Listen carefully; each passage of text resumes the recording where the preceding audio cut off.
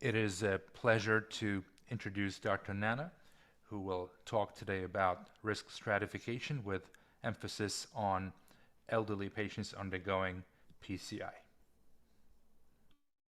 Thanks, Rob. Appreciate the introduction. Good morning, everybody. Thanks for joining this morning. I'm excited to have the opportunity to chat with you all today about how we quantify risk for higher risk cohorts undergoing PCI with a focus on older adults. The talk is about 30 minutes, so hopefully we'll have plenty of time for questions and discussion at the end, and possibly even give you back some time for your other responsibilities this morning. These are my disclosures. So our objectives for today are pretty straightforward. So first is to review how we quantify risk prior to PCI. Second is to look at some alternative geriatric markers of PCI risk and geriatric-centric outcomes. And finally, to define some future areas of investigation to improve how we risk stratify and care for these patients. So when your patient is on the table and has coronary anatomy that looks like this, we're often thinking about how can we approach this from a technical standpoint and what's the risk of PCI given these findings. And we feel generally comfortable looking at the anatomy and fleshing out a plan of attack. And we also have some sense of the pitfalls associated with the approach and the technical considerations. We look at the pictures and we think, how can we address this and what sort of hurdles might I encounter? But what happens when you couple this anatomy with the multitude of clinical and presentation characteristics we face in our patient population? How does the risk-benefit balance change if this patient is in cardiogenic shock, or if they're post-cardiac arrest, if they're 40, or if they're 90? But going beyond that and thinking about what our patients' concerns are when we engage them in risk-benefit discussions, what is it that they're looking for?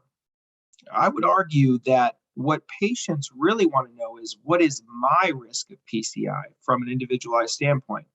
How does the risk of the procedure and immediate post-procedural experience factor into my life, my ability to do things that I enjoy, and be able to maintain or improve my quality of life? Patients want personalized expectations to inform that shared decision-making process. And really, the purpose of the talk today is to think a little bit about how we consider risk beyond coronary anatomy alone, more broadly with our patients, and how risk may differ across different clinical and physiologic phenotypes we encounter. And where I have a particularly strong interest is for how we gauge risk in our oldest cohort of patients, where the risk-benefit calculus becomes more complicated as goals and priorities change, along with drivers of procedural and clinical risk.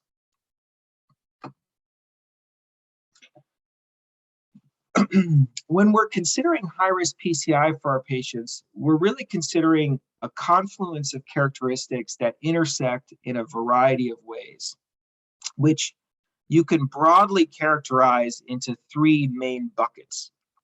Those include coronary anatomy and procedural-based risks, such as unprotected left main disease, bifurcation disease, heavy calcification requiring atherectomy, CTO, etc. The second bucket is for hemodynamic compromise, such as patients with very low EF or severe aortic stenosis physiology or cardiogenic shock. And then the final bucket of risk is for patient characteristics, including comorbidities, clinical presentation, renal insufficiency. Did the patient come in with a cardiac arrest? Did they have advanced renal disease, etc.? But I would argue that this is really complicated to synthesize in real time, even for the most seasoned of operators, let alone patients and their families. And so when patients and their families are asking for a number, a quantitative estimate to inform their decisions, sometimes our best guess or our clinical gestalt is insufficient. So this forms the basis of the rationale for structured risk assessment. Utilizing structured risk assessments that can quantify these risks is a way that patients and operators alike can more easily integrate and synthesize the multitude of factors influencing risk and provide a risk estimate that's more easily digestible. Risk models facilitate medical decision making by potentially identifying the patients most likely to glean the most benefits from a given therapy. They also help identify higher risk patients that merit more intensive monitoring or therapy. And they also provide quantitative prognostic information for patients to weigh in their treatment decisions. What does an ideal risk model look like? Well, you want it to adequately discriminate risk into the proper categories. You want it to be well calibrated, matching predicted and observed risk. You want it to perform well across different populations and be generalizable to different groups. You want it to be externally validated, and maybe most importantly, you want it to be workable, easily utilizable at the bedside. Because if you don't have that, then you don't really have much of anything. So clinical investigators have responded to this clinical need over the years and really run with it. As you might imagine, there are a multitude of available risk models for all stages of the clinical care timeline, from pre-treatment to post-treatment to follow-up, and specifically for bleeding risk. You can see that in the pre-treatment setting, things like the syntax score, the Euro score, STS, TIMI, GRACE, and the action model are all models you may have heard of. But how do we decide what to use? Which models have the best performance characteristics? Which provide the most useful information for patients and their families? Perhaps the most widely used score for decision-making and outcome prediction in patients with coronary disease, and one I'm sure you're all very familiar with, is the syntax score. So syntax is remarkably the only score mentioned in the revascularization guideline. And it was originally derived to define angiographic interpretation of complex coronary disease in patients randomized to PCI or CABG. So syntax is essentially a coronary anatomic-based score. It was subsequently expanded to include clinical characteristics as well, and that was syntax 2.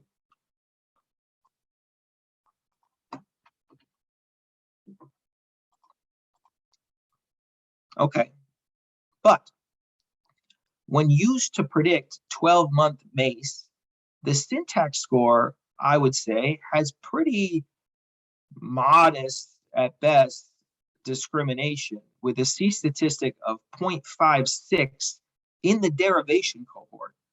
So for those of you who have derived risk models in the past, that's not great. It's really just a little bit better than a flip of a coin.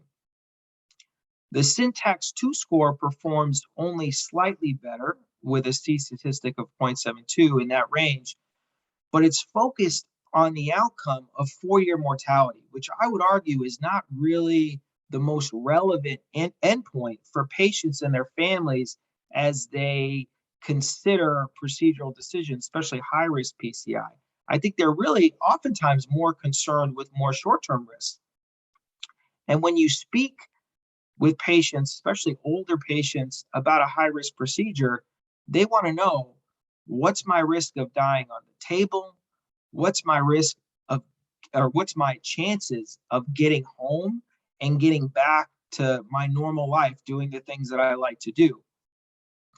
So taking all of this into account, I would argue that perhaps syntax is not the risk stratification tool best positioned to assist clinicians and patients in very complex decisions.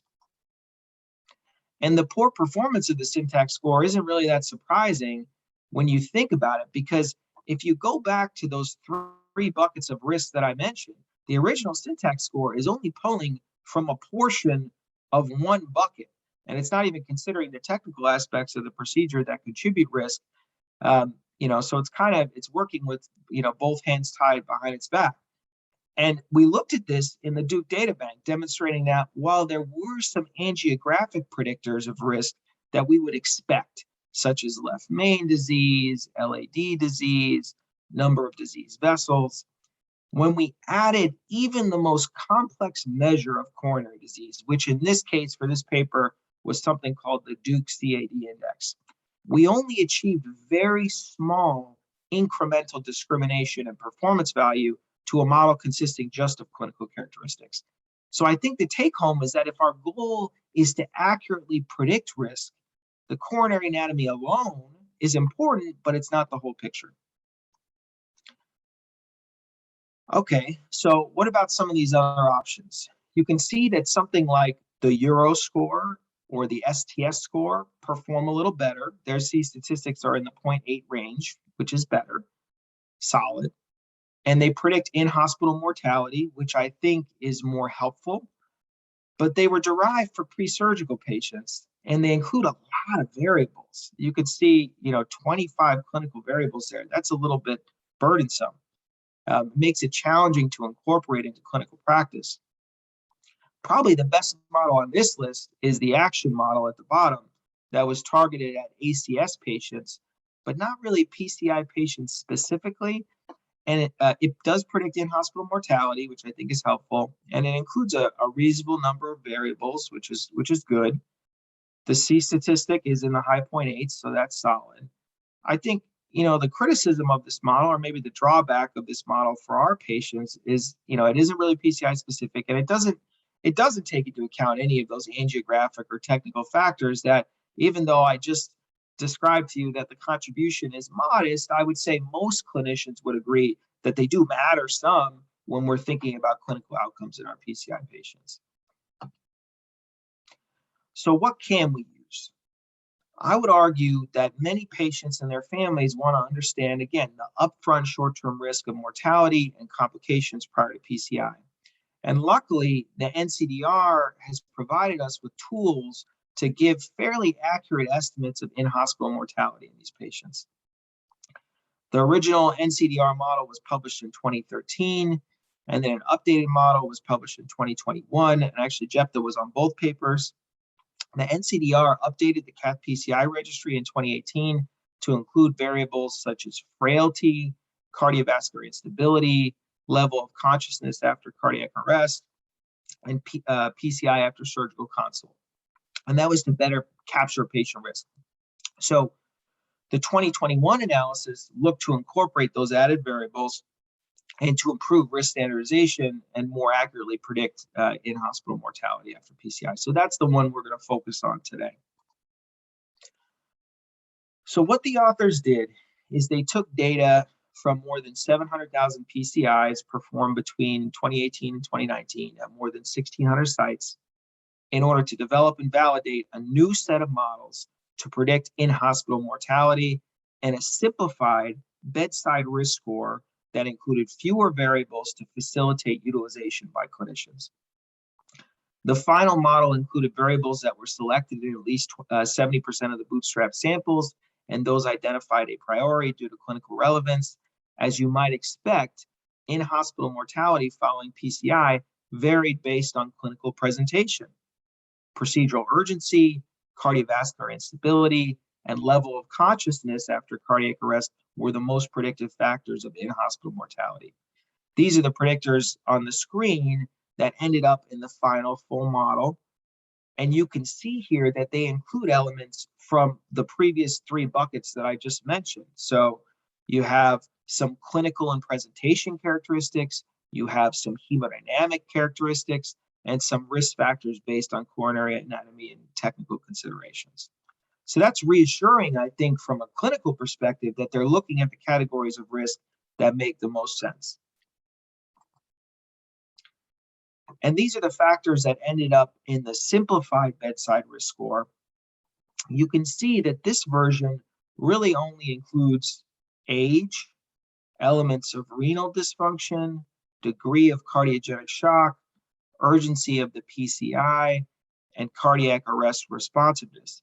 So that's a really simplified version with a limited number of variables that would be, I think, pretty easy for clinicians to work with at the bedside. How do you use the bedside score? Unfortunately, I haven't found like a nifty app to plug these into, but it's pretty easy to use if you just add up the points on the left and then see where your patient falls on the chart on the right. I'm not sure actually if the NCDR team ever did create an app with the full model from 2021 or the simplified model, but if not, I think that's something that would be great to consider in the future. In any case, so why am I spending so much time talking about the NCDR model? It's not because Jeff was on the paper. Well, the performance of the model was very impressive. So the C index for the full model was 0.94, which is really, really good, and 0.92 for the simplified bedside model, so really strong. The models also showed solid consistency across different subgroups, including older patients over the age of 70, which is really the group that I'm most interested in. So in terms of providing your patients with an in-hospital mortality estimate, I would argue that the NCDR model is probably the best we have available. And given that the CAF PCI mortality risk model is used for public reporting and determines payment, its ability to really accurately assess and reflect overall case mix and risk is crucial. When we think about model performance, we often think about discrimination and calibration. Again, just to review, discrimination is the ability of a predictive model to separate data into classes, whereas calibration is a measure of the closeness of the model probability to the underlying probability of the population in question. So I showed you that the NCDR model has outstanding discrimination, meaning it's really good at telling us who's in the higher, lower risk deciles for in-hospital mortality. But what about calibration? Well, this figure demonstrates the observed and predicted mortality across the deciles of risk in the cohort. And you can see that the lines basically overlap, which is a good thing. So calibration was really strong. And calibration was even good against across subgroups of varying clinical stability. So in the supplement, when you dive into the supplement, the authors looked at the calibration of the full model for mortality risk across cohorts of clinical stability, some of the higher risk cohorts and the lower risk cohorts, and it was pretty good across all those risk groups. So you can kind of see here pretty good calibration in patients with salvage PCI or refractory shock, all the way down to those undergoing elective PCI without shock, which for a model to really stretch across those different categories and still perform reasonably well, that's pretty amazing. This is sort of a cool figure from, this is actually from the 2013 paper where they looked at the lowest 5% predicted risk sample and the highest 20% predicted risk sample and show the calibration here. And basically, the calibration was pretty good, aside from the very highest risk patients with predicted risks over 60% for in-hospital mortality. That's where the model tended to overpredict a touch. But if you're going to be off an estimate, I would say that a patient who you estimate has an 85% in-hospital mortality, but maybe actually their mortality is 75 or 75%. That's probably the place where it matters the least clinically, because you're already dealing with an astronomically high risk. So that gives us a tool we can use to estimate short-term mortality. But what about other outcomes that matter to patients and their families? So here's another recently published risk score. This is the CHIP PCI score, which includes both patient and procedural factors. It was developed to estimate risk of in-hospital MACE using data from something called the BCIS, the British Cardiovascular Intervention Society database, which includes all PCI procedures in the United Kingdom from 2006 to 2016. The final score, the final CHIP PCI score, included advanced age over the age of 80, female sex, prior stroke, prior MI, PAD, low EF, CKD, and a variety of angiographic and technical factors, including left main PCI, three vessel PCI, dual arterial access, LV mechanical support, a long lesion length over 60 millimeters, and rotational atherectomy use. And as you see here, as the CHIP score goes up, so does the rate of in-hospital MACE. The CHIP score also can provide estimates for procedural complications and bleeding. So again, this gives us an opportunity to provide more precise estimates during shared decisions to inform expectations about relevant clinical outcomes. As I just mentioned, one of the nice things about the CHIP score is that it provides estimates for major bleeding, procedural complications. It also gives you in-hospital mortality, like the NCDR score. One thing I'll just mention again, though, is that I couldn't find a straightforward calculator for the CHIP score on a quick search. It was just published this year, so maybe that's why. But I do think this is a limitation, because what good is a high-performing model if clinicians can't access it to apply it at the bedside? I think it's less likely that operators are going to get back to the primary paper calculating the CHIP score before procedures. But if there were a way to make it more convenient or more usable, I think you might see clinicians and patients taking it up more frequently. So I'm going to go and switch gears slightly now and get back to something I mentioned I would focus on, which is how we think about risk in older patients undergoing PCI. Do we think we're in a place to provide this patient with her personalized risk assessment? Are the current scores that we have adequate for our oldest, most frail patients to not only discriminate their risk, but provide actionable information on outcomes that actually matter to them? And this leads me to a broader, more philosophical question of what is the definition of old or old age? And this is a slide that, if you've seen some of my talks, I like to show it a lot in my presentations, because it very simply demonstrates the difference between chronologic and physiologic age. We know that a big proportion of our patients undergoing PCI are older. In fact, more than a third, 38% of the PCIs included in the original derivation and validation cohorts for the CAF PCI risk model were over the age of 70. And as the population ages, that proportion is only going to get higher. But can we go beyond chronologic age to discriminate risk further using measures of physiologic age? And I would argue that if we really want to get closer to providing personalized, individualized risk estimates for older patients, especially our highest risk older patients, one step will be to consider some of the more geriatric-centric predictors that contribute beyond chronologic age and really get at that physiologic age. This is, I think, a useful figure that I think nicely demonstrates the extremely complex interplay across different geriatric syndromes in complex older patients with cardiovascular disease.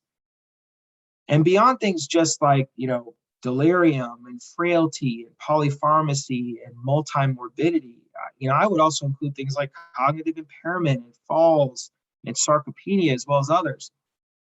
And I get this is far from straightforward. I think we would all acknowledge that. But capturing the risk contribution from geriatric syndromes, I think, will be essential to providing more accurate risk estimates for our older patients in the future. And I'll point out that the NCDR model I showed you was a step in the right direction, because it included frailty in the model, which ended up being actually highly predictive of in-hospital mortality in that full model. And you can see here that severe frailty on its own led to more than 3 times the odds of in-hospital mortality in that full model. This is some of our work led by John Dodson. Oh, I'm getting called by somebody from the hospital. Real quick pause.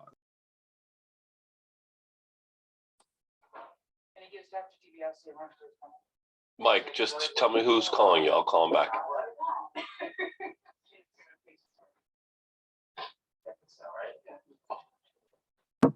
My apologies. Okay, so this is some of the work led by John Dodson in our Silver MI group, showing that functional mobility, which was previously not included in readmission risk, was the strongest predictor of 30-day readmission among older adults after heart attacks in silver MI, which is, I think that's pretty remarkable when you think about it, because having a stronger correlation with 30-day readmission than something like ejection fraction or blood pressure or kidney injury is, I think, a big deal.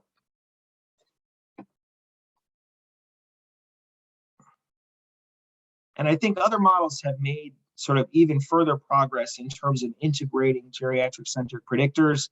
This is another model from Silver for post-AMI 6-month mortality.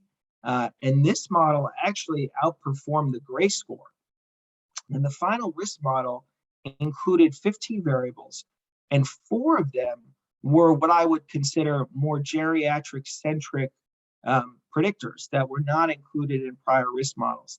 Things like hearing impairment, mobility impairment, weight loss, and lower patient-reported health status. So our work here is just demonstrating or illustrating that predictive models in older adults need to include some of these more geriatric-centric candidate predictors that weren't included in prior models. So it looks like we have solid models for in-hospital mortality and 6-month mortality, but I think there are other questions around risk that are relevant to patients undergoing PCI, and particularly relevant to older adults undergoing PCI. For example, how do older patients process risk, and what's their overall risk tolerance for in-hospital mortality or procedural mortality? Does risk tolerance change as patients age? Here's a study that we did looking at the extent to which individual knowledge, preferences, and priorities explain lower use of invasive cardiac care among older versus younger adults presenting with acute coronary syndrome. We performed a prospective cohort study of more than 600 adults hospitalized at Duke with ACS, and we surveyed participants regarding their knowledge, preferences, goals, and concerns for cardiac care, as well as their risk tolerance for bypass surgery. And what we found was, compared with younger patients, older patients had less knowledge of invasive care. They were less willing to consider cardiac cath, PCI, or CABG. And we can also see here in this figure that older patients were more risk averse for bypass, meaning they reported being less willing to accept, being willing to accept less operative mortality than patients in younger age groups, albeit with substantial individual variability, and there were some outliers there. But I think the take home here is that age influences treatment goals and willingness to consider invasive care and risk tolerance. What about goals of care? Do these change as patients age? I would say anecdotally, I think most of us would say yes. But we looked at this in patients with ACS being considered for invasive care. And this is an interesting descriptive figure we put together demonstrating heat maps looking at goals and priorities for patients as they age. And, heat maps are a little complicated to digest, since it's not something that we were used to looking at as a summary of data. But I actually think it describes the state of things pretty well. So we can see here that the darker the purple color gets, it translates to the higher percentage of respondents who listed that particular category as a top goal or priority. And we have different goals listed on the y-axis and age increasing on the x-axis. So you see that younger patients with ACS tended to emphasize what we would expect: preservation of life, prevention of heart attacks as the top goals were. They said that's really, most people said those are the things that are most important to them. Whereas older groups tended to emphasize things like focusing on maintaining independence, current mental abilities, and symptom control. So this is really important. You can see here that, for example, in the over 85 group, so that's the group all the way to the right, preserving one's life in the month to come and in the years to come was actually less important than maintaining mental abilities, maintaining independence, and relieving symptoms, which I think is really profound to show that with data. And I would argue that for those patients, we really have very little to guide our decisions and their decisions around PCI. we don't have tools to set expectations for those outcomes that clearly matter to them, like independence and freedom from symptoms. So that's the area where I think we could really, really improve. And one of the things our group is beginning to work on, some of you are helping to address this and work on some of these gaps by capturing more geriatric-centric predictor variables and outcomes relevant to older populations in what we've described as the Elder PCI registry here at Yale. We've actually collected data on over 500 older patients at this point, people over the age of 75 who underwent elected PCI within the Yale health system for stable ischemic heart disease. And we're looking at outcomes and health trajectory in these populations, specifically considering the outcomes in older adults undergoing complex versus non-complex PCI. And I think this is really an important area of investigation because we know that the benefit is probably more modest in terms of clinical outcomes for older patients with stable disease. And this is where the focus on more non-traditional outcomes becomes more important to inform realistic expectations for both benefits as well as risks in older patients. And just to summarize things briefly, a sneak peek of a figure that we have coming out in the Journal of the American Geriatric Society shortly, just demonstrating a framework of how we consider revascularization decisions in older adults and the confluence of factors that influence those decisions. And my hope is that keeping these different factors in mind more broadly, but also in a structured way using the risk assessment tools we discussed today, can help guide these inherently complex decisions. You can see that this framework includes a lot of the things we talked about. It isn't simple, but I hope we have access to more and more tools to help us reach a place where we can optimize the shared decision-making process with older patients. So finishing up, what will future models for older adults considering complex PCI look like? How will we more accurately capture health trajectory? First, we need more geriatric-centric predictors, such as measures of mobility and functional status, as I just mentioned. But just as importantly, as we discussed, we also need to think creatively about geriatric-centric outcomes, including things like independence and symptom control, mobility. There's also room for improvement from more focused procedural considerations and technical innovations, including vessel prep and calcium modification approaches and vascular access considerations in older populations. And finally, the implementation of bedside stratification and decision tools that improve the practicality of streamlining these tools into shared decisions, including leveraging the EHR. Improving implementation of efficacious therapies and tools is sort of what I think is the holy grail across medicine, not just in our field, because there are a lot of things that took a lot of time to develop and work really well, but they rarely get used by clinicians and patients. We mentioned the NCDR tool before, that I had trouble finding a web-based application for to provide a risk estimate, and maybe even more useful would be a way to provide an automated estimate from the EHR for clinicians to kind of have automatically generated from them, and then they could tinker with the variables if there were things that needed to be corrected. But also the understanding and interpretation of risk on the side of the patient and how they process that into their decision. In other words, how do we communicate risk? How do patients interpret risk and integrate those interpretations into their decision-making process? My sense is that there's a lot of work to be done in that arena as well.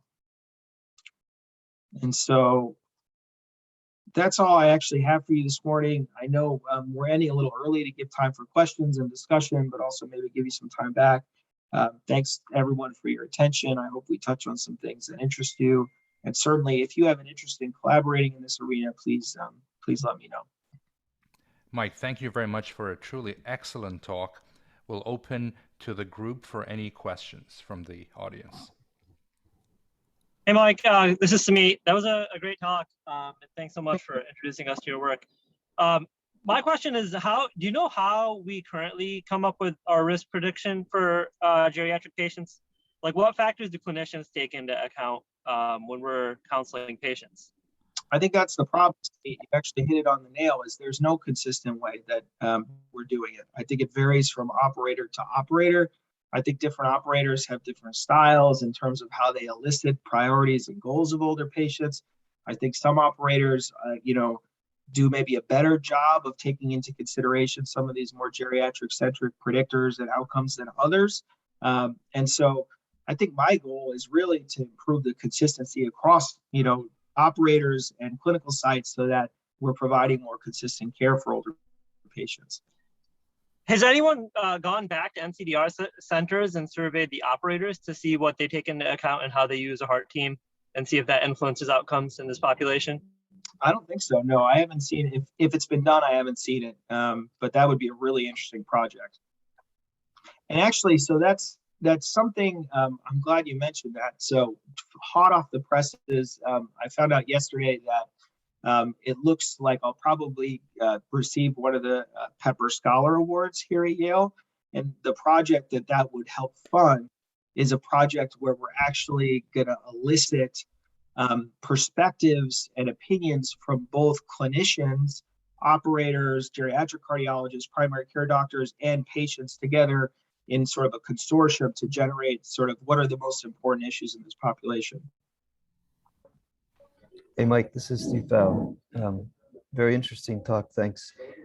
Are you familiar with the program at the VA that does this preoperative geriatric assessment? It's actually like a clinic visit where they work with physical therapy and a geriatrician to not only look at risk, but recovery.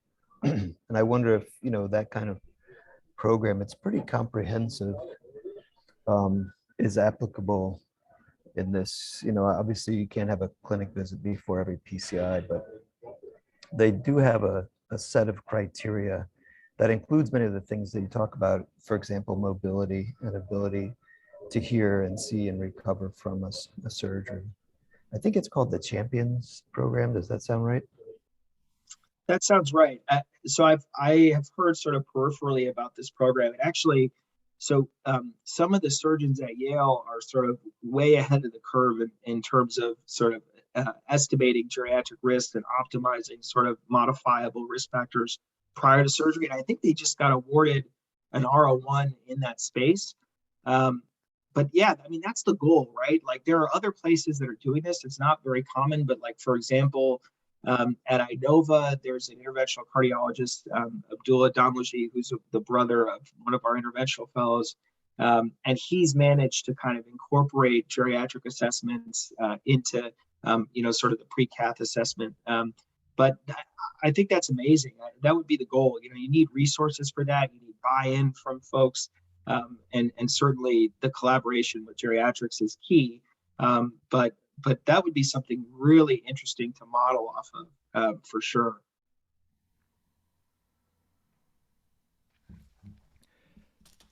Mike, it's Rob. You mentioned in your talk the action model on in-hospital mortality. I wonder if there's been any work, or at least modern data, on what the potential risks might be of non-intervention to help counterbalance that against the risk of PCI. Yeah, I'm glad you asked that question. I didn't go into it because it's actually like more complicated than I think we could get into in just an hour. There's not a lot of data for patients who are not going to undergo PCI that isn't like incredibly biased, right? Especially in the MI setting. So, for patients that in clinical practice end up not getting PCI, their clinical trajectory is poorer in population-based studies, but there's such a selection bias there for the patients who don't get revascularized.